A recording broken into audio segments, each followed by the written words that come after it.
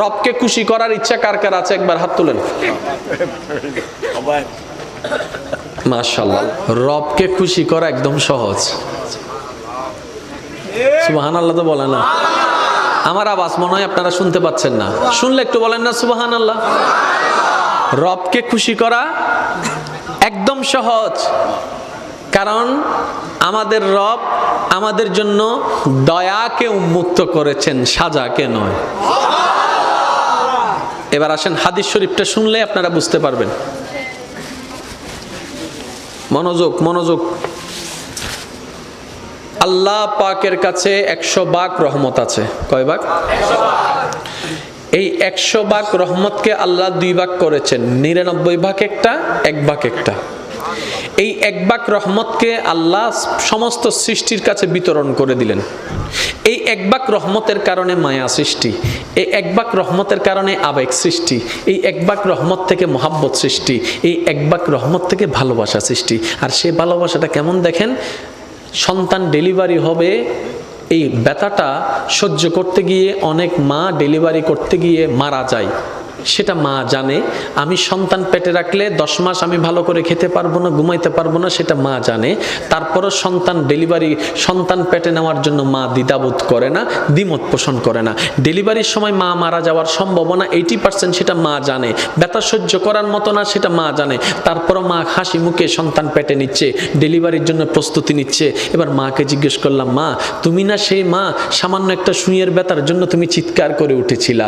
তুমি না সেই মা সামান্য একটা তেলাপোকা দেখলে লাভ দিতা? তুমি না সেই মা টিকটিকি দেখলে এই দিক থেকে ওদিকে দৌড় দিতা? তুমি না সেই মা অন্ধকারে তুমি বসতে পারতা না ভয়ের জন্য? আজকে তুমি নিজের জানের রিস্ক নিয়ে নিলা। তখন মা উত্তর দেয়, সন্তানের চেহারাটা এক নজর দেখার জন্য, সন্তানের চেহারাটা এক নজর দেখার জন্য। এবার ডাক্তার যখন এমন পরিস্থিতিতে চলে গেল, মা হয়তো মা বাঁচবে না হয় সন্তান বাঁচবে, এমন একটা ক্রিটিক্যাল পরিস্থিতির মধ্যে যখন চলে গেল, ডাক্তার এবার আসলো অভিভাবকদের কাছে, আপনারা বন সাইন দেন, আমরা অপারেশন থিয়েটারে ঢুকাবো। এখন আপনারাই সিদ্ধান্ত নেন, কাকে বাঁচাবো, মাকে বাঁচাবো নাকি সন্তানকে বাঁচাবো? একে জিজ্ঞেস করে, এ বলে যে মাকে বাঁচাও, ও বলে যে মাকে বাঁচাও, ও বলে যে মাকে বাঁচাও, ও বলে যে মাকে বাঁচাও। কারণ সবার মাতার চিন্তা, মা যদি বেঁচে থাকে সন্তান আবার আসবে, মা যদি বেঁচে থাকে সন্তান আবার আসবে। সবার একটি কথা, মাকে বাঁচাও, মাকে বাঁচাও, মাকে বাঁচাও। এবার ডাক্তার কৌতূহল বশত মাকে একবার জিজ্ঞেস করলো, সবাই বলছে মাকে বাঁচাতে, একটু আপনি বলেন না আমরা এই দুইজনের ভিতর কাকে বাঁচাবো, আপনাকে বাঁচাবো নাকি সন্তানকে বাঁচাবো? তখন মা, একমাত্র মা, সে উত্তর দেয়, একমাত্র মা তখন চিৎকার করে বলে, ডাক্তার আমার সন্তানকে বাঁচান, আমার সন্তানকে বাঁচান, আমার সন্তানকে বাঁচান। ডাক্তার অবাক হয়ে তাকায় রইল। সবাই বলছে আপনার কথা, আপনি বেঁচে থাকলে তো সন্তান আরেকটা আসবে, আপনি কেন সন্তানের কথা বলছেন? এবার মা 2 চোখের পানি ছেড়ে দিয়ে বলে, আমি তো দেখেছি সূর্য কেমন, আমার সন্তান তো এখনো দেখেনি। আমি তো চাঁদকে দেখেছি, আমার মা সন্তান তো চাঁদকে দেখেনি। আমি তো খাবার খেয়েছি, আমার সন্তান তো এখনো খাবার খায়নি। আমি তো দুনিয়া দেখেছি, তারা তো এখনো দুনিয়া দেখেনি। আমি তো এগুলা দেখেছি, তারা তো সেগুলা দেখেনি। আমি তো এগুলা দেখেছি, তারা তো ওগুলা দেখেনি। আমি তো এগুলা খেয়েছি, তারা ওগুলা খায় নাই। আমি দুনিয়া দেখেছি, আমার সন্তান এখনো দুনিয়া দেখেনি। ডাক্তার আমার আর দুনিয়া দেখার দরকার নাই, আমার সন্তানকে দুনিয়া দেখার ব্যবস্থা করে দেন, আমার সন্তানকে দুনিয়া দেখার ব্যবস্থা করে দেন। একজন মা সন্তানের প্রতি এই মায়া, ওই 1% ভালোবাসার অংশ, 1% ভালোবাসার অংশ।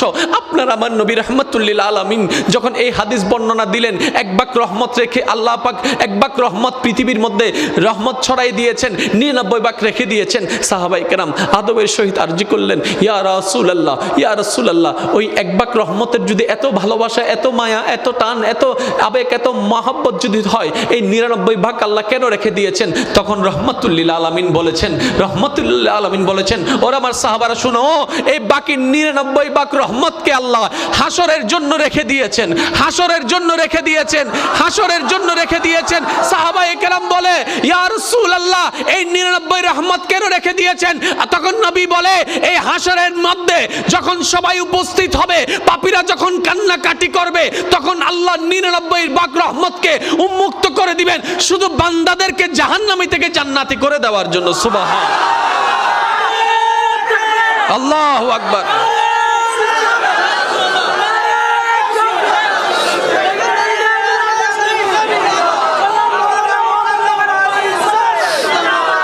উচ্চ আওয়াজ একবার বলেন না সুবহানাল্লাহ। আপনার জন্য 99 ভাগ রহমত অপেক্ষা করছে। আর একটু জোরে, 1 ভাগের ভালোবাসা যদি এমন হয়, 1 ভাগের ভালোবাসা যদি এমন হয়, 99 ভাগ আপনি কেন ভাবছেন আপনি জাহান্নামে যাবেন? কেন আপনার ভাবনা আপনি জাহান্নামে যাবেন? আপনি না রবের বান্দা? রবের বান্দা তো জাহান্নামে যায় না রে ভাই। আপনি না শেষ নবীর উম্মত? শেষ নবীর উম্মত কেমনে জাহান্নামে যায়? কিছু কাজ করেন না, অনেক তো হলো, অনেক তো দুনিয়া করলেন, অনেক তো দুনিয়াকে অর্জন করলেন। এই দুনিয়া না একদিন লাথি মেরে দিবে, এই দুনিয়া না পিঠের পিছনে একদিন ছুরি মেরে দিবে। করলাম তো অনেক দিন, কী লাভ হলো? অতীতে যারা করেছে কী লাভ হয়েছে? আসেন না একবার রবের দিকে, আসেন না একবার নবীর দিকে, দেখবেন আপনার দুনিয়াও অর্জন হয়ে যাবে, পরকালও সজ্জিত হয়ে যাবে। আমরা এই বুঝগুলা বুঝি না বলে অর্জনও করি, লাথিও খাই।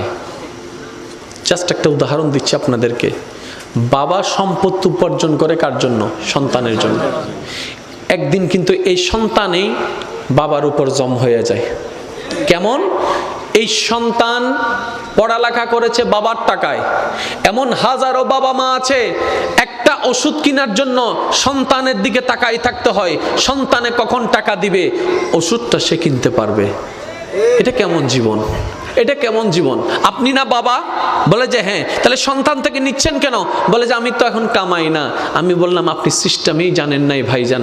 আপনি অতটুক কামান, অতটুক ব্যবস্থা করেন, আপনি সন্তানকে দেন, কিন্তু আপনি মরণ পর্যন্ত যেন কারো থেকে টাকা চাইতে না হয়, কারো টাকায় ওষুধ কিনতে না হয়, ওই রকম এবিলিটি নিজের মধ্যে তৈরি করে ফেলুন। তাওয়াক্কুলটা আল্লাহর উপর রাখবেন, যেন মরণ পর্যন্ত সন্তানের টাকায় চলতে না হয়। সন্তান যেন আপনার সামনে বড় করে একটা কথা বলতে না পারে, বাবা তোমার ওষুধের টাকা দেওয়ার টাকা আমার কাছে নাই, চিকিৎসার খরচ দেওয়ার মতো খরচ আমার কাছে নেই, এই কথা যেন সন্তান বলতে না পারে, সন্তানের বউ বলতে না পারে, মেয়েরা বলতে না পারে। আপনাকে সেই ব্যবস্থা এখন থেকে করতে হবে। আপনি 20 বছর চাকরি করবেন, আপনি দিয়ে যাবেন, যখন আপনার ইনকাম বন্ধ হয়ে যাবে ভিক্ষুকের মতো সন্তানের দিকে তাকাই থাকতে হবে। এমন জীবনের চাইতে তো মরণ অনেক ভালো হয়ে যাবে, মরণ অনেক ভালো হয়ে যাবে। আল্লাহ পাক বলে বান্দারে তুই যদি আমাকে সন্তুষ্টি করে চলতি, বুড়া অবস্থায় ব্যবস্থা আমি করে দিতাম। বলেন সুবহান। আফসোস হাজার দেখছি আমি, হাজার। এবার আসেন বাস্তব কথা বলি। টাকা যার, পাওয়ার তার। কথা বলছেন না কেন? টাকা যার। আজকে যারা টাকা কামাচ্ছেন, ইয়ং আছেন, ছেলে আছেন, সময় আপনাদের জন্য আসতেছে এটা। কারণ বাপ হবেন তো কিছুদিন পর। হাসেন আর যাই করেন, বাপ হচ্ছেন তো। এবার আসেন, যারা টাকা কামাচ্ছেন আপনাদের কাছে অনুরোধ, যারা সন্তানের বাবা মা আছেন আপনাদের কাছে অনুরোধ, আপনি মরে গেলে সম্পদ এমনিতেই হয়ে যাবে সন্তানদের, কিন্তু কখনো বেঁচে থাকতে সন্তানদের নামে জায়গা ভাগ করে দিবেন না। কারণ বেশিরভাগ গন্ডগোল লাগে ভাগ করে দেওয়ার পরে। তখন আর কেউ মা চিনে না, বাপ চিনে না। অন্তত এই মানুষগুলা সম্পদ পাওয়ার লোভে হলো মার সেবাটা করবে, বাবার সেবাটা করবে, বউটাও একটু মান্য করবে, ছেলেটাও একটু মান্য করবে। কারণ না হয় সম্পদের ভাগ চলে যাবে। কিন্তু আপনি কি করবেন? গোপনে গোপনে সন্তানের নামে সেই জমিন, সে দলিল আপনি বরাদ্দ করে দিবেন। আমার বড় ছেলে, মেজে ছেলে, ছোট ছেলে, মেয়ে সবার নামে আপনি বরাদ্দ করে দিবেন। ইসলামী শরীয়তের নিয়মে আপনি বরাদ্দ করে দিবেন। কেউ জানবে না। দলিলে লেখা থাকবে এই দলিল আমি বুড়া, আমার বুড়ি মারা যাওয়ার পরে বাস্তবায়ন হবে। তারপরে দেখবেন যে পূজা পূজা করবে আমা। ঠিক না বে? ঠিক। অনেকের কষ্ট লাগছে, আর আমি কারো দাদদারি না, কারণ আমি ওয়াইজ দিয়ে চলি না। আল্লাহ আমাদেরকে চলার সাম্রাজ্য দান করেছেন। দাওয়াত দিয়ে গেলাম আলামিন বাড়ি, একটু ঘুরে আসবেন, শুধু একটু ঘুরে আসবেন, যে তখন হবে তো বা মোকারম বাড়ি, তার তো দিন আছে দে তিবের তো আর ভিক্ষা করেন না পারে, কারণ ভিক্ষা করি একমাত্র মৌলার দরবারত মাইনসুর হাসান। এবার আসেন একটু খেয়াল করেন, 100 ভাগের রহমত 1 ভাগ আল্লাহ দিয়ে দিলেন, 99 ভাগ রেখে দিলেন আপনাকে আমাকে বাঁচানোর জন্য। কথা বলেন ঠিক কিনা? এবার সেই আল্লাহর রহমত থেকে আল্লাহ কি বলছেন? লা তাকনাতু মির রাহমাতিল্লাহ, আমার রহমত থেকে কখনো তোমরা নিরাশ হয়ো না। এবার টোটাল বিষয়টাকে আমি একটু গোছাই নিচ্ছি। কালকে কবরে যেতে হবে, বলেন না? পরশু হাসর উঠতে হবে, তারপরে আল্লাহর বিচারের কাঠগড়ায় দাঁড়াইতে হবে। কি নিয়ে যাচ্ছেন? কোনো কিছু নাই। কি দিবেন আল্লাহকে? দেওয়ার মতো কিছু নাই। কি আছে দেওয়ার মতো? হিংসা আছে, অহংকার আছে, দুশমনি আছে, অন্যের জায়গা লুণ্ঠন করা আছে, অন্যের ভাগ নেওয়া আছে, অন্যের সম্পদ মেরে খাওয়া আছে, কারো মনে অন্যায়ভাবে কষ্ট দেওয়া আছে। এগুলা ছাড়া তো আল্লাহকে দেওয়ার মতো কোনো কিছু, তো বাঁচার তো কোনো উপায় নাই। আল্লাহ যে আপনাকে কতটুকু ভালোবাসে ভাইয়েরা বোনেরা, আপনারা যদি বিশ্বাস করেন না, এটা যদি একবার বুঝতে পারেন যে আপনার রব আপনাকে কতটুকু ভালোবাসে, আপনার আর দুনিয়া ভালোবাসতে ইচ্ছা করবে না। তখন ইচ্ছা করবে মন প্রাণ উজাড় করে আপন রবকে ভালোবাসার জন্য। বলেন না সুবহান? আর একটু জোরে বলেন। এবার মনোযোগ আছে তো সবার? শেষ করে দি ফিসনের গুণ হতে শেষ করে দিই ভালো। আয় কিন্তু আন্দানো দেখিরো ভাই, ফিসুতে মানুষ সদ্দরি আত্মলন চাই। ও আল্লাহ রে, দুগুণ সাই ফিসনের ভাই একবার হনসে মার হাবা। ইতারা ফিসনের ভাই ফানলার ইতারা রহই দি আর বার হন মার হাবা। সুবহানাল্লাহ একবার হন। আওয়াজ উনি বুঝা যাচ্ছে মানুষ সময়ই, মানুষ সময়ই সাই যদুন আল্লাহর বান্দানে বসুন বেগুন একবার চিল্লে হনসে মার হাবা। মাশাআল্লাহ, সিডেঙ্গা মানুষ তো।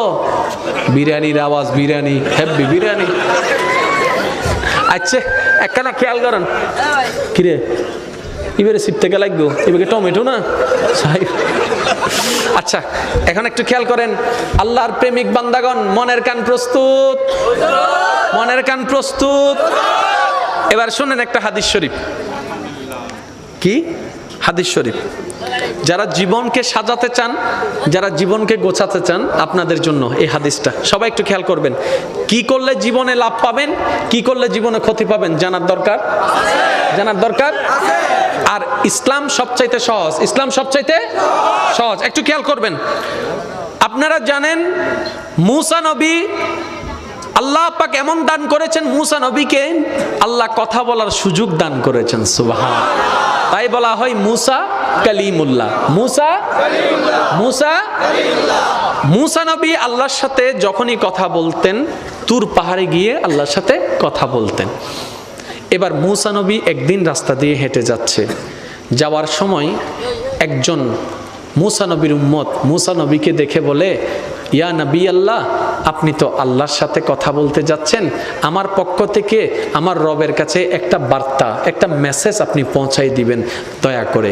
বলে যে কি বলতে চাও বলো, যেটা রবকে বলতে হবে। তখন ওই ব্যক্তিটা বললেন, হে মুসা নবী, আপনি রবকে বলবেন আল্লাহ যতটুক আমাকে সম্পদ দান করেছে, এই সম্পদ আমি আর লোড নিতে পাচ্ছি না। আমার চাওয়ার তুলনায়, স্বপ্নের তুলনায় সম্পদ অনেক বেশি বেড়ে গিয়েছে। আমি আর সম্পদ চাই না, আমাকে যেন সম্পদ একটু কমাই দেয়, আমাকে যেন সম্পদ একটু কমাই দেয়। আল্লাহকে বলবেন আমাকে যেন সম্পদ একটু কমাই দেয়। এরকম দোয়া কেউ করে? কারণ আমরা তো আরো দে আরো দে, আহাদি নোয়ারের তো ওদের সিবি দে সিবি দে সিবি দে, আহাদি সিবি দিল নত ওদের রশিদি বান রশিদি বান রশিদি বান, আহাদিও নত হতে ফেলাস্টার ঘর, তারপরও দে। ঠিক না? সেজন্য সিডেঙ্গা বাসা থেকে হতা আছে, বেশি হাইলে নমাতে, বেশি হাইলে, বেশি হাইলে ফ্যাট লোড তাইলে কেএফসি আর বালা লাগিব না। ওয়া আগে জিল্লা সিলিল্লা করি দাও, আওয়াজ আগের মতো করি দো। এবার একটু খেয়াল করেন, ওই বান্দা ফরিয়াদ জানালেন কি মুসা নবীর কাছে, আল্লাহর কাছে মুসা নবীর মাধ্যমে, যে আমাকে যেন সম্পদ আর না দেয়, যতটুক দিয়েছে এতটুকু আমার পক্ষে লোড করা সম্ভব না, আমাকে যেন সম্পদ আর না দেয়, এটা যেন কমিয়ে দেয়। আচ্ছা মুসা নবী চলে যাচ্ছেন, কিছুক্ষণ পর আরেকজন বান্দার সাথে দেখা। ওই বান্দার শরীরের কাপড় চোপড় সব ছিঁড়া ফেরা, চুলগুলা আওলা জাওলা। এবার মুসা নবীকে বললেন, আল্লাহকে একটু আমার পক্ষ থেকে একটা খবর জানাবেন। বলে যে কি খবর? বলে যে আমার খাবার জন্য খাবার নাই, পরার জন্য কাপড় নাই, আল্লাহকে একটু বলেন না আমার উপর দয়া করতে, আমাকে একটু সম্পদ দিতে বলেন না, আমি যদি একটু ধনী হতে পারি। দুইজন বান্দার দুইটি বার্তা নিয়ে মুসা নবী তুর পাহাড়ে চলে গেলেন, আল্লাহর দরবারে এবার ফরিয়াদ জানালেন। আল্লাহর দরবারে দুইজন বান্দার পক্ষ থেকে ফরিয়াদ জানার পরে আল্লাহ পাক বললেন, মূসা, প্রথমে যেই বান্দা তোমাকে ধরেছে সে বলেছে সম্পদ আর নিতে পারবে না, তাকে গিয়ে বলো আজকে থেকে যেন শুকরিয়া আদায় বন্ধ করে দেয়, শুকরিয়া আদায় করা বন্ধ করে দেয়, তার সম্পদও কমে যাবে। আর যার সম্পদ নাই বলেছে তাকে বলবা শুকরিয়া আদায় করতে শুরু করতে, যেমনে থাকুক যেভাবে থাকুক শুকরিয়া আদায় করতে শুরু করতে বলো, আমি আল্লাহ সম্পদ বাড়াই দিব, নিয়ামত বাড়াই দিব, মর্যাদা বাড়াই দিব। সুবহান। মেসেজটা শুনে মুসা নবী এবার আসতে লাগলেন। তারা অধীর আগ্রহে অপেক্ষা আল্লাহর পক্ষ থেকে কি মেসেজটা আছে। এবার গরিবের সাথে দেখা হলো। গরিবকে বলে, আল্লাহ পাক বলেছে তোমাকে সর্বদা শুকরিয়া আদায় করতে। সে বলে যে আমি শুকরিয়া আদায় করব কি নিয়ে? শুকরিয়া আদায় করার তো কোনো বিষয়ই নাই, শুকরিয়া আদায় করার তো কোনো কারণই নেই, কি নিয়ে শুকরিয়া আদায় করব? কিন্তু আল্লাহ কি বলেছিলেন, যেমন আছে তেমনই যদি সে শুকরিয়া আদায় করে। তো সে যদি চালাক হতো কি বলতো, যাক হাঁটার জন্য এখনো পা দুইটা আছে আলহামদুলিল্লাহ, চলার জন্য এখন একটু শক্তি আছে আলহামদুলিল্লাহ, দেখার জন্য নজরটা একটু আছে আলহামদুলিল্লাহ। আল্লাহ খুশি হয়ে যেত, এই শুকরিয়ার কারণে তার অন্যদিকেও আল্লাহ বরকত বাড়ায় দিত। সুবহানাল্লাহ। সে এই নিয়ামতটা নিতে জানে। এবার কিছু দূর যাওয়ার পরে ওই মানুষটা যে সম্পদ কমাই দেওয়ার জন্য বলছে তাকে দেখলো, করার জন্য আল্লাহর উপর সন্তুষ্ট থাকার জন্য। তখন মুসা নবী বললেন, আল্লাহ তোমাকে বলেছেন শুকরিয়া আদায় বন্ধ করে দাও, নিয়ামত বন্ধ হয়ে যাবে, সম্পদ বন্ধ হয়ে যাবে, তোমার অর্থনৈতিক আস্তে আস্তে কমে যাবে। তখন সেই বান্দা উত্তরে বলে, যখন আমার কিছু ছিল না তখনও রবের শুকরিয়া বন্ধ করি নাই, আজকে কেমনে বন্ধ করব? যখন আমার কিছু ছিল না আমি তখনই রবের শুকরিয়া আদায় করেছি। এই হাদিসের ছায়া তলে নবী আমাদেরকে মেসেজ দিতে যাচ্ছেন, উম্মত থাক না থাক, পাও না পাও, বেশি অল্প, মন মতো হোক না হোক, সর্বাবস্থায় আপন রবের শুকরিয়া করতে থাকো। তোমার নিয়ামতের, তোমার জীবনে নিয়ামতের যা যা দরকার তোমার রব সবগুলা পূরণ করে দিবেন। বলেন সুবহানাল্লাহ। এবার মৌলা আলীর একটা হাদিস শুনেন, বলবো? জোরে বলেন না, বলবো? দেখেন ইসলাম কত সহজ, পরকাল কত সহজ। হযরত আলী রাদিয়াল্লাহু তাআলা আনহু বলে, আল্লাহর থেকে অল্প পেয়ে তুমি খুশি হয়ে যাও, আল্লাহ হাসরে তোমার অল্প আমলে খুশি হয়ে যাও। High high high high high. যে বান্দা আল্লাহর থেকে পাওয়া অল্প নিয়ামতে খুশি হয়ে যায়, যাক আলহামদুলিল্লাহ অনেক বেশি পাইছে, আল্লাহ তার হাসরের ময়দানে যাওয়ার পরে অল্প আমল দেখলেও খুশি হয়ে যাবে। এবার সত্যি করে বলেন, আমরা কি খুশি হতে পারি? সত্যি করে বলেন, আমরা খুশি হতে পারি? পারি না বলেই আজকে আমাদের জীবনে এত দুঃখ, এত কষ্ট। আজকের মাহফিল থেকে চলেন আমরা একটা আমল শিখার চেষ্টা করি, বুঝি না বুঝি, পক্ষে বিপক্ষে, শত্রু হোক বন্ধু হোক, দিন হোক রাত হোক, ব্যথা লাগুক সুস্থ লাগুক, যেমন তেমন, শুধু জবানে একটা জিনিস থাকবে, আলহামদুলিল্লাহ আলহামদুলিল্লাহ আলহামদুলিল্লাহ আলহামদুলিল্লাহ আলহামদুলিল্লাহ, পাইলেও আলহামদুলিল্লাহ, না পাইলেও আলহামদুলিল্লাহ। কিচ্ছু দরকার নাই। আপনি যে ডিপ্রেশনের ওষুধ খুঁজছেন, আপনি যে মন খারাপের ওষুধ খুঁজছেন, কই ফার্মেসিতে পাবেন না, কিন্তু রবের কাছে চলে যান, ওইখানে পাবেন। রব বলবে তোর মন খারাপ হয়েছে, তোর ডিপ্রেশন হচ্ছে, কোথায়? তোর অশান্তি মনে, আর সেই মনের খাবার হচ্ছে, রিজিক হচ্ছে আলা বিযিক্রিল্লাহ তাতমাইন্নুল কুলুব। ওই অন্তরকে রবের নাম শুনাই দে, মন এমনি শান্ত হয়ে যাবে। এখানে অনেক আমার যুবক যুবতী বোনেরা আছেন, ভাইয়েরা আছেন, আপনারা একটু খেয়াল করবেন, অনেক সময় মন খারাপ হয়ে যায় না? বলেন না, অনেক সময় মন খারাপ হয় না? মন খারাপ হলে জানে কি শুনেন? হাই, অনেক সময় মন খারাপ হলে আমরা গান শুনে মন ভালো করার চেষ্টা করি। এটা কি চালাকি না বোকামি? আপনি নিজে একটু বিবেচনা করে দেখবেন। কারণ গান আপনাকে আমাকে সর্বদা অতীতের দিকে নিয়ে যায়। আর আমাদের অতীতে সুখ বেশি না দুঃখ বেশি? সেজন্যই তো আপনি অতীত নিয়ে কত কাঁদেন, ঠিক না? অতীতে দুঃখ বেশি। তো গান শুনে আবার দেখি অতীতের দিকে ফিরে চলে যাচ্ছেন। আমি বলি বোন, আমি বলি ভাই, মনটা যদি বেশি খারাপ হয়, অনেক কিছু তো ট্রাই করেছেন, সাময়িক কিছুটা শান্তি পান, আবার সে আগে ডিপ্রেশনে চলে যাচ্ছেন, মন খারাপ, এটাও ভাল লাগে না, সেটাও ভাল লাগে না, কফিও ভাল লাগে না, চাও ভাল লাগে না, কোনো কিছু ভাল লাগে না। আমি বলি ভাই একটা কাজ করেন, আমি বলি বোন একটা কাজ করেন, সব কিছু বাদ দিয়ে যাই নামাজটা একটু বিছাই নেন, বিছাই নিয়ে চোখটা বন্ধ করেন, বন্ধ করে দাঁড়ায় থেকে ডাইরেক্ট সিজদায় চলে যান। কিচ্ছু পড়ার দরকার নাই, অজু বানানোর দরকার নাই, শুধু এতটুক মাথাটা ঝুকান আর মনে মনে বলেন আমি আমার রবের দরবারে ঝুঁকে গেলাম, আমি আমার রবের দরবারে ঝুঁকে গেলাম, আমার মাথাটা রবের দরবারে ঝুঁকাই দিলাম। কিচ্ছু পড়ার দরকার নেই ভাই, কিচ্ছু পড়ার দরকার নেই বোন, আপনি শুধু চোখটা বন্ধ করে সিজদার মধ্যে পড়ে থাকুন। আপনার রব তাকায় আছে, আপনার এই ব্যস্ত মন, আপনার এই অশান্তি মন, আপনার এই ব্যথাতি মন, আপনার এই ব্যথিত মন, আপনার রব তাকায় আছে। আপনার রব দেখছে বান্দার মন খারাপ, কিন্তু কারো দিকে যায় নাই, রবের কাছে গিয়েছে, রবের কাছে গিয়েছে। কোন রব? যিনি শান্তিদাতা, যিনি শান্তিদাতা, যিনি সুখদাতা। ওই রবের কাছে যখন শান্তির জন্য আপনি যাবেন, মাথাটা ঝুঁকাবেন, 5টা থেকে 6টা মিনিট থাকেন, আপনি নিজেই বলবেন সিজদা থেকে ওঠার সময় মনটা কেমন জানি ফ্রেশ ফ্রেশ লাগতেছে। কখনো মন খারাপ হলে করে দেখবেন, নগদ নগদ প্রমাণ পাবেন। হদন মন খারাপ হইলে অন্ধে যায় রে, আহাদি বদ্দা ক্যাঙ্গর দে, ওদের টেনশন কি কি আহদি বানাই নেওয়ালাইন দেবো, তোর কি টেনশনের ওষুধ দিই না কি দিলে আবুল বিরি হওয়া গো, আবুল বিরি হটি ইয়া আছে না, আছে না? আর যারা আবুল বিরি হননি তোরাও কিন্তু এক চালাক আছে, ইতার ইউ রাখতো তো, ঠিক না? অজ্ঞ বিরিরে 4 ভাগে ভাগ করে হয়তো নয় নমা থেকে মানুষ। সিগারেট যারা বানিয়েছে তারা কি ওই সিগারেটের ভিতর কোনো ওষুধ দিয়েছে? তাহলে আপনার যে ডিপ্রেশন টেনশন কমে যাচ্ছে কেন মনে হচ্ছে? শুনেন, এটা একটা সাইকোলজিক্যাল ব্যাপার। আপনি যদি মনে করেন যে এটা পানিটা খেলে আপনার মাথা ব্যথা চলে যাবে, অথবা আপনি যদি পানিটা খেলে আপনার টেনশন কমে যাবে, যদি আপনার মনে হয়, দেখবেন পানিটা খাওয়ার পর আপনার মন খারাপ চলে যাবে। এটা একটা সাইকোলজিক্যাল ব্যাপার, এটা দয়ার বিষয় নয়, ঠিক আছে? কিন্তু আপনি যখন সিজদায় চলে যান, নবী বলছেন যখন তোমরা সিজদায় যাও, জমিনে তোমাদের কপালটা লাগে না, রহমানের দরবারে গিয়ে লাগে। তাহলে আপনি যখন সিজদায় যান তখন একদম কাছে চলে যান কার? আরো জোরে বলেন। আপনি তখন আল্লাহর কাছে চলে যান, রহমতের অনেক কাছে চলে যান। এত মূল্যবান একটা জায়গার মধ্যে আপনি আমি গুরুত্ব না বুঝার কারণে অনেকে সিজদার মধ্যে দেরি হলে কাশি মারে।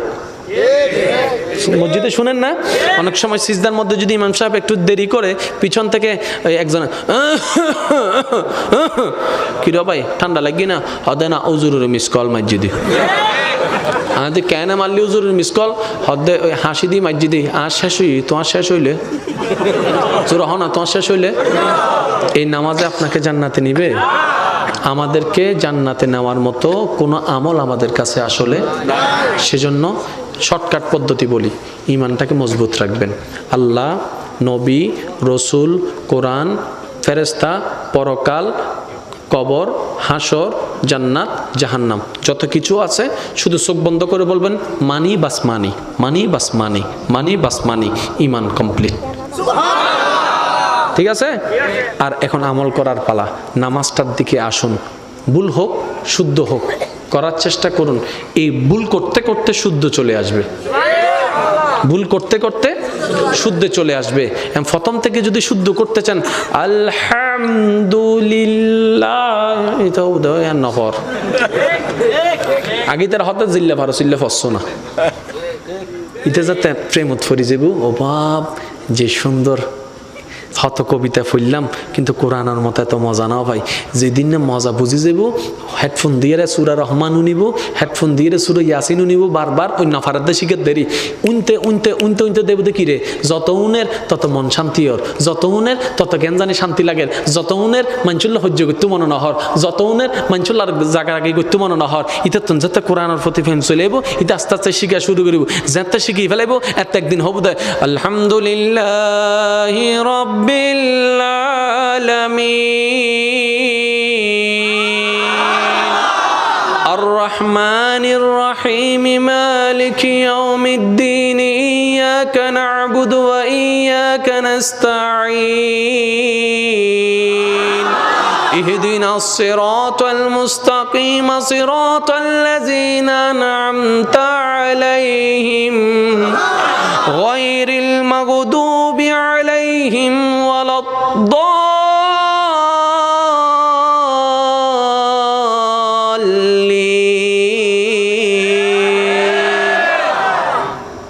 একদিনে তো নবু নমাতে আমি মসজিদ কলর হইম দাও ভাই সবসময় আজান অননুদ্দুন মাঝে মধ্যে গুরু গুরু হওয়া তাইলে উনোর একখানা সুযোগ দিন ইতো অন্তত আজান দিবের লোভ হইলে যাইব নি নামাজান ফরি চলিও কারণ শয়তান সবসময় আছে দূরে লই যাবার লাই অনর্থন কৌশল গড়ি গড়িয়ে হাসে আনন্দ পড়িব। আমি সেজন্য একটা অনুরোধ জানাবো যারা এখানে আছেন, শয়তানের কাজ বান্দাকে রহমান থেকে দূরে নেওয়া, বান্দার কাজ হতে হবে রহমানের কাছে যাওয়া। কথা বলেন ঠিক কিনা? সেজন্য আমি আমার যুবক যুবতী ভাই বোনদের কাছে একটা অনুরোধ জানাই, শয়তানের ফাঁদ কি কি একটা লিস্টি করেন, কি কিভাবে শয়তান আপনাকে ফাঁদে ফেলে, কি কি কর্ম দিয়ে, যেমন হিংসা অহংকার এগুলা দিয়ে একটা লিস্টি করেন। ওই লিস্টিগুলাকে রেড চিহ্ন দিয়ে ক্যান্সেল করে দেন, এগুলার সাথে আমার কোনো সম্পর্ক। দেখবেন আস্তে আস্তে আপনি রহমানের দরবারের কাছে চলে যাচ্ছেন, আপনার অন্তর আলোকিত হয়ে যাচ্ছে। সুবহানাল্লাহ। নামাজ পড়ার দরকার, জোরে বলেন না, নামাজ পড়ার দরকার, মা বাবার খেদমত করার দরকার, বউ ফিটানোর দরকার। আশা হয়ে দিব হুন্নরে বিয়ে নাও করে দিবে হদ দে, ঠিক না বেঠিক? আরো জোর হন না। মনে রাখবেন বউ ফিটাইলে কিন্তু আল্লাহ আপনারা ফিটাবে। বউ পিটানোর জিনিস নয়, বউ মায়ার জিনিস, মহাব্বতের জিনিস। কিন্তু আপনি মনে করেন ইতিরে নো ফিটাইলে ফজর হবো না, আজীব ব্যাপার।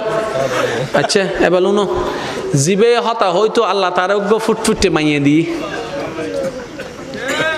যে বলে বউ না মানলে হয় না, আল্লাহ তাকে একটা ফুটফুট একটা কন্যা সন্তান দিয়েছে। দিনে দিনে আস্তে আস্তে বড় হচ্ছে, স্কুল থেকে কলেজে, কলেজ থেকে আস্তে আস্তে বিয়ের প্রস্তাব আসা শুরু করলো। এবার সেই কলিজার টুকরা মেয়েকে বুকের মধ্যে পাথর চেপে বাবা এখন বিয়ে দিবে। এবার বিয়ের স্টেজ সব হয়ে গেল। বিদায় বেলায় এসে বাবা যখন ওই হাত তুলে দেয় না, মেয়ের হাত তুলে দেয় না অভিভাবক হিসেবে স্বামীর হাতে, যখন তুলে দিচ্ছে তখন বলছে, এটা কিন্তু আমার ফুল, খবরদার আমার ফুলের গায়ে যেন একটা টুকাও না লাগে, আমার ফুলের গায়ে যেন একটা টুকাও না লাগে। মেয়ের মা কথাটা শুনছে, শোনার পর আয়সা বলে যে, ও তোমার মেয়ে মেয়ে, আমার বাপের মেয়ে, আমি কিচ্ছু না। কথা বলে না কেন? আর একটু জোরে। স্ত্রীদেরকে কখনো আঘাত দিবেন না। হ্যাঁ ওরা একটু অবুঝ, ওরা একটু উল্টা বুঝে হতে পারে, কিন্তু সম্পদ তো আপনার। এটা যত্ন যদি নিতে না জানেন, আপনার সংসারটা ভেঙে যাচ্ছে। আচ্ছা আপনার না হয় কোনো লাইফ নাই, আপনার স্ত্রীর কোনো লাইফ নাই, সন্তানদের তো লাইফ আছে। তা আপনারা দুইজন যখন ঝগড়া করে ডিভোর্স হয়ে যায়, আলাদা হয়ে যাবেন, আপনারা ভালো থাকবেন, এই সন্তান কার কাছে যাবে? মার কাছে থাকলে বাবা পাবে না, বাবার কাছে গেলে মা পাবে না, তো লাভ কি হচ্ছে? একদিন এই সন্তানদের ভবিষ্যৎও অন্ধকার হয়ে যাবে। তো সেজন্য আমি অনুরোধ করব, এক ছাদের নিচে থাকলে অনেক কিছুই হবে, বুঝে অবুঝে অনেক কিছুই হবে। এত কিছু থাকার দরকার নেই। শুধু একটা হাদিস মনে রাখবেন, স্বামী স্ত্রী যখন এক জায়গায় হয় কথা বলে, তখন তৃতীয় পক্ষ শয়তান এসে ওখানে ফু মারে, আগুন একটু বাতাস দেয়। স্বামী স্ত্রী যারা আছেন এই হাদিসটা যদি মনে রাখেন, সংসারে ঝগড়া কমে যাবে। সেটা কি? শয়তান সবচেয়ে বেশি খুশি হয় কখন জানেন? যখন স্বামী স্ত্রীর ভিতর ঝগড়া লাগাই দিতে পারে, শয়তান বেশি খুশি হয়। তাহলে আপনি যখন হাদিস এটা আজকে থেকে জানছেন, যখন দেখবেন স্বামী বেশি রেগে গেছে, আপনি চুপ করে থাকবেন। রাগ আসলেও রাগ দেখাবেন না, তখন বলবেন যে শয়তানের রাগ তুলছে, কিন্তু আমি দেখাবো না। স্বামীও এই কথা মনে রাখবেন, যখন বেশি রাগ আসবে, বউকে বকা দেওয়ার ইচ্ছা করবে, আপনি দিবেন না, কারণ রাগটা আপনার নয়, শয়তানে আনাচ্ছে। তো শয়তানের জিনিস আপনি নিবেন কেন? 2 মিনিট চুপ থাকেন, দেখবেন রাগ এমনিতেই চলে যাবে, সংসার শান্তির হয়ে যাবে। সুবহানাল্লাহ। আর একটু জোরে বলেন না সুবহানাল্লাহ। এবার আপনারা বাস্তব প্রমাণ দেখলে বুঝবেন। আদালতের ডিভোর্স আছে না? কম না বেশি? শুধু বেশি না, বহুত বেশি, ঠিক না? আন্ডা যেদিন কেস আছে সে উজুর কলর হওয়ান কেস আছে দেখো সবাই নাই নহর ডাক্তারর উকিলর উবের কোটিপতির তো আরো বেশি আছে হদনা হদা আই মাইয়া দিম তো কোটিপতিরা হাতে দ বেশি করে দ কোটিপতিরা হাতে কে আইলে হইলে হাতে যায় কোটিপতিতে ড্যাম কেয়ার এটা তোর মাইয়ারে বিয়ে করিব 5 দিন বাদে আর গই বিয়ে করিব এদিনে যদি তুই কিছু হইতো যাও হয়তো তোর মাইয়া তুইলে যাও কেন কেন গরিবে এতার লাইন নবী হই দে টিয়া চাই নদ্দু চরিত্র চাই দ আর তুই নু বুঝি আর বুঝি দি হন্ডাতন বেশি বেশি আইব এন্ড এখন আর যৌতুক না হয়তো গিফট এন্ড আবার হদুনো তোলা দৈন্য আছে তো গিয়া উইতরে বাড়ির মিদি তো মাইয়েরে বহুত কিছু দিয়ে গিয়া তোমার কিছু ন দে হদু নাই হান ফরা দে আছে না নাই হান ফোয়ার মাই চিন্তা করার দে মানছে এর তারা সিঁড়ি ফেলাইব নলইলে কিছু লম ফরিব এই কিছু লম করতে যাই মাইয়ের বাবু শেষ এবার হাদিস শুনুন আপনার নবী আমার নবী বলছেন কোন একটা মেয়েকে যদি কোনো প্রকার খরচ ছাড়া কেউ বিবাহের ব্যবস্থা করে দিতে পারে আমি নবী তার জান্নাতের গ্যারান্টি নিয়ে নিলাম সুবহানাল্লাহ আপনি ওদিকে না যাবেন যেদিকে আপনার নবী বলেছেন আপনি ওদিকে কেন যাচ্ছেন যেদিকে শয়তান বলছে তো সমাজ চলে গেছে কিন্তু আমি যেতে পারবো না কারণ আমার কবরে আমাকে একা থাকতে হবে আমার আল্লাহকে আমার একাই জবাবদিহি করতে হবে তখন এই সমাজও আসবে না এই পরিবারও আসবে না এই আশেপাশের মানুষগুলা বলতে আসবে না সেজন্য আমার যুবক ভাইরা বলেন বিয়ের সময় কি কোনো যৌতুক নেওয়া চলবে আরেকটু জোরে বলেন যৌতুক নেওয়া চলবে আপনারা বলবেন আল্লাহ আমাকে যা দিয়েছে যদ্দুর দিয়েছে এতটুকুর মধ্যে আমি আনবো পারলে দেন না পারলে নাই দরকার হলে আমি আমার বউকে যেটা বউ আনবো 300 টাকা শাড়ি দিয়ে আনবো কিন্তু সেই 300 টাকা হবে চুরির টাকা নয় হালালের টাকা আপনার বউকে বলবেন বউ এটা আমি 300 টাকা দিয়ে কিনেছি বউ অবাক হয়ে যাবে সবার শাড়ি 5000 টাকা তোমার শাড়ি 300 টাকা এটা আমাকে কেমন গিফট করলা তখন আপনি বলবেন 5000 টাকা দিয়ে আমি চাইলে পারতাম কিন্তু সেটা হতো অন্যায়ের টাকা চুরির টাকা লোভের টাকা বাটপাড়ির টাকা আমি এই 300 টাকা শাড়ি এনেছি জানি এটার কোনো দাম নাই কিন্তু এই শাড়ির প্রতিটা পশমে পশমে তোমার স্বামীর ঘাম জড়িত আছে একবার বলে দেখেন আপনার বউ বলবে 3 কোটি টাকার শাড়ির তুলনায় এই 300 টাকার শাড়িটাই আমার কাছে দামি বলে দেখবেন একবার আপনারা তো অনেক সময় বলেন মাইয়া ফকলে শুধু হতে দেয় দেয় না না ইতারা হতে সবচাইতে বেশি কি চাই হত্যারা না মায়া আসো আদে ইতারা টিয়া জোর হন না টিয়া এখন দেখেন কোর্টের মধ্যে দেখেন অনেক প্রফেশনের ডিভোর্স পাবেন হুজুরদের কোনো ডিভোর্স কেন তারা ওই মাসালাগুলা জানে কখন শয়তানে ফু মারে সেটা সেজন্য স্বামী স্ত্রীর মধ্যে ঝগড়া হলো তারা চুপ হয়ে যায় বলেন না সুবহানাল্লাহ তা আজকে থেকে ইনশাআল্লাহ যারা বিবাহিত আছেন এই হাদিস মনে থাকবে তো ঝগড়া কে লাগাই দেয় শয়তান জোরে বলেন ঝগড়া কে লাগাই দেয় স্বামীর কোনো দোষ স্ত্রীর কোনো দোষ আল্লাহ আমাদের সবাইকে বুঝার তৌফিক দান করুক আগামী বছর মাহফিলটা হোক আপনারা চান কিনা জোরে বলেন চান কিনা আমার কথা কি কেউ কষ্ট পেয়েছেন আমি কি কারো পক্ষে বলেছি আমি কারো বিপক্ষে বলেছি আল্লাহ আমাদের সবাইকে বুঝার তৌফিক দান করুক আগামী বছর এই মাহফিল যখন আয়োজন হবে আপনারা সবাই সহযোগিতা করবেন 5 ওয়াক্ত নামাজ ছাড়বেন না কারণ এই নামাজ আপনার জীবন একটা শৃঙ্খলা নিয়ে আসবে বলেন সুবহানাল্লাহ এই কথাটা একটু খেয়াল করবেন নামাজ শুধু ইবাদত বাড়ায় না নামাজ শুধু সওয়াব বাড়ায় না নামাজ শুধু আপনাকে জান্নাত দিবে না এই নামাজ আপনার জীবনের মধ্যে অগোছালো জীবনটাকে গোছাই দিবে আপনার অশান্তির জীবনকে শান্তিময় করে দিবে বলেন সুবহানাল্লাহ আল্লাহ আমাদের সবাইকে কবুল করুক আমিন ইয়া নবী সালাম